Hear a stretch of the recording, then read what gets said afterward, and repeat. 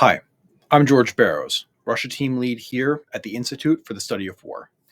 In a recent turn of events, the Biden administration has changed course and allowed Ukrainian forces to use U.S. provided weapons to strike Russian military targets in Russian territory, but only if they are attacking or preparing to attack Kharkiv.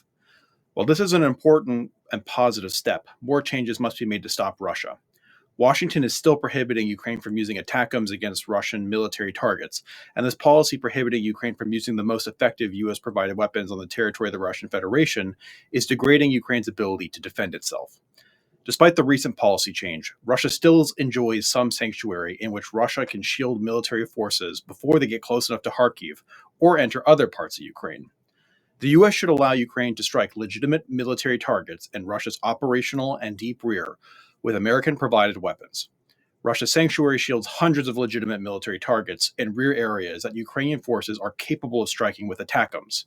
This sanctuary shields hundreds of known military objects, including ammunition depots, fuel depots, warehouses, mortar pools, command posts, repair bases, permanent headquarters and their organic facilities and assets, radar bases, barracks, communication posts, multiple air bases, and other key military and dual-use infrastructure that the Russian military has optimized to project force into Ukraine.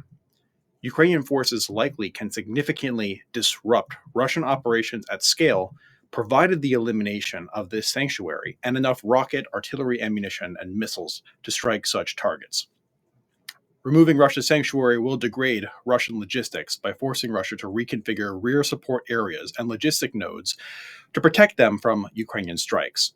Concealing and protecting rear area assets from adversary reconnaissance and fire is a resource-intensive undertaking that requires sacrifices in logistical efficiency and sustainment capability in exchange for greater operational security and force protection.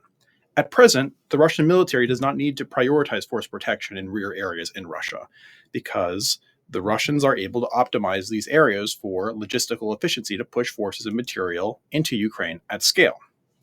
Russia's sanctuary has also allowed Russia to deploy its limited air defense and electronic warfare assets to protect frontline troops in Ukraine, as opposed to arraying these assets inwards to protect the rear areas, such as the logistics nodes and command points.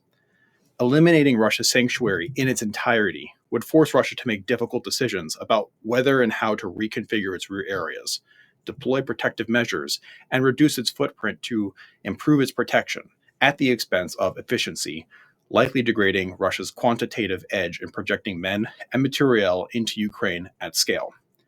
So long as Russia's sanctuary exists in part or in whole, the Russian command will not have much to worry about for these considerations and can rest at ease knowing that Russian forces, logistics, and command posts in the rear area sanctuary are safe from Ukraine's most effective weapons.